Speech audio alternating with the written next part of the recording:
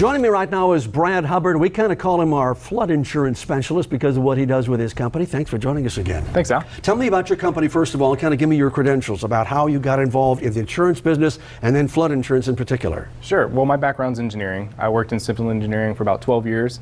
I'm a professional engineer, and about 12 years ago I got into the insurance business, and through that I sort of found the overlap that with engineering and insurance and ended up creating this company. And the overlap is that all these wonderful satellite maps and everything, guess what? They're not as accurate as they like to believe they are. Absolutely. They're not as accurate as they could be, and there are errors throughout the maps, and that's what I can do is I can fix them. Yeah, and some of it's just because everything is so generalized. They figure you live within 5 feet of the coast, but some places that live within 5 feet of the coast, they got a dip in the land. Is that kind of stuff? They've got dips and they've got cliffs. And so we're talking about the National Flood Insurance Program. And just to lay a little background, folks, is we're going to talk about why it was set to expire and why it was extended. So first of all, who pays for the National Flood Insurance Program?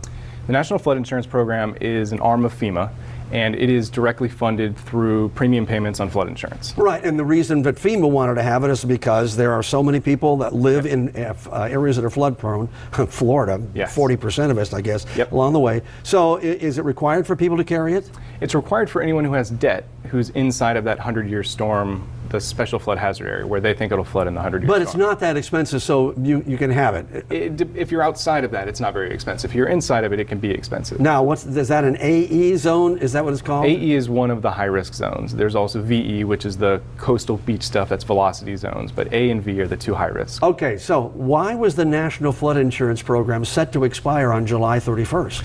Well, actually, it was set to expire last September when they did the whole Bigger Waters thing in 2012. 2014, they came back and did the Flood Insurance Affordability Act, but basically it lasted until September 31st of 2017. They've just been kicking the can. This is the 7th reauthorization that we've gone through to push it even further. So basically 5 years ago they said, these are the rules for the next 5 years, and they just never came up with new rules. Why do you think they don't want to address the overall issue? I mean, the fact is that we live here. This is where people have built their homes. You can complain and say, well, they shouldn't have built them there, and maybe we shouldn't build them in the future. And then you've got Katrina, and you've got all of these pockets around the United States. Nobody has the will to fix it. That's part of what it is. They don't have the courage or the will to do it. You've got a program that's in debt, so the only way to get out of debt is to get more money. And to do that, you have to charge your taxpayers more money to do it. And everyone who's running this, they're politicians. You have basically a business being run by politicians who make decisions based on different criteria. Different whether criteria. They have to get reelected or not. I mean, it's kind of strange way to put it. So in this particular case, the Senate is the ones who actually voted to extend it for 4 months. Correct. What's significant about 4 months? Well, 4 months puts us outside of your typical hurricane season. That's the end of November. Consequently, it's also the end of election season. I'm sure that's not coincidence there, but it puts you to the end of hurricane season. Is it because that they can't collect enough premiums? Because in reality, if we had to replace everything that got destroyed because of floods, we simply wouldn't have the financial resources to do that? That's part of it. The reason it doesn't work is there's a lot of properties that flood all the time. 2% of all the properties that have flood insurance account for 30% of the claims.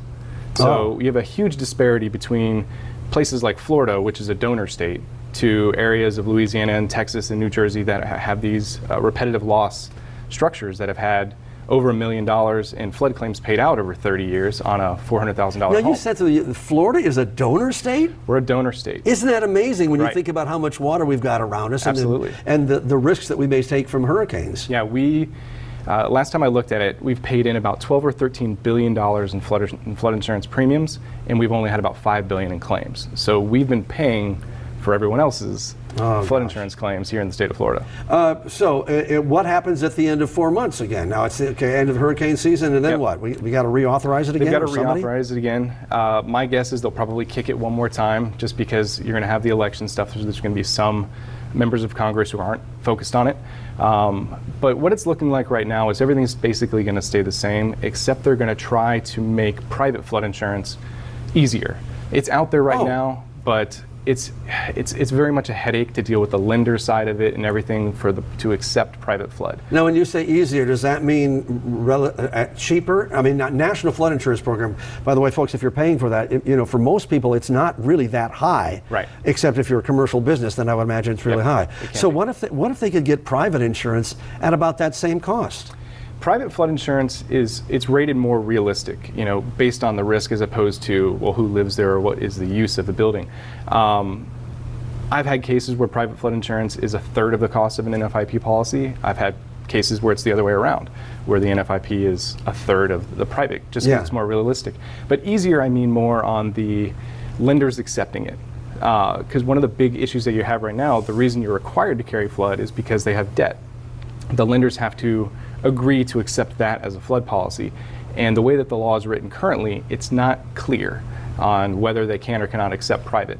They're working to make that more clear to let the private market grow. And then a follow-up question to that would be, well, why isn't it on all of our insurance policies? It really should. And the biggest reason is most home insurance companies don't want it. It is starting to pick up to where some are adding it on in specific areas. A company here in Florida, Security First, they'll do it for $100. You can add on for $100. They'll put flood insurance on your policy as well. It's something that is coming, hopefully, but there are some carriers, I spoke with one actually last week, and they're like, no, we will never do it. We are not touching flood. So it's really just their appetite. Is it because there's too much litigation that could follow as a result of that? Because let's talk about not having it. What happened in Houston? Yeah. People that were inland, all of a sudden the reservoir broke. Right. And homes that really aren't close to any other bodies of water, $1 million homes were flooded up to 6 feet of water. Yeah, 80% of the people that were affected didn't have flood insurance. So you get litigation, you end up with disaster, federal disaster relief, all those things that pop up at that point. So with the extension for 4 months, does that mean as of today I could go to you or my insurance carrier and just say, hey, I would like flood insurance on my property, and then let's say, then 30 days later, then it actually kicks in? Right. With the NFIP, you have 30 days until it kicks in. Some of the private companies are 5 to 10, but yes, that 30-day wait is still there.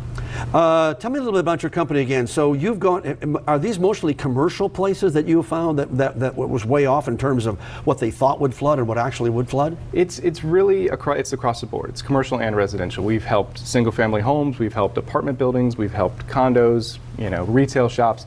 It's everyone. The maps are just inaccurate across the whole spectrum. But I've also heard it said, well, if you can see water from your house, it might not be a bad idea to have flood insurance. And it's true. That is true. We are in a state, that we get a lot of rain. We're going to have floods. It's going to happen. And protecting yourself makes sense. It just makes sense to do it at a cheaper rate. Yeah, we'll have to see where that goes. Brad Hubbard, thank you so much. Thanks, Al. We'll probably have you back again at the end of November when this expires to see what kind of can they kick down the road. Exactly. Huh? All right, thank you, sir. Thank you.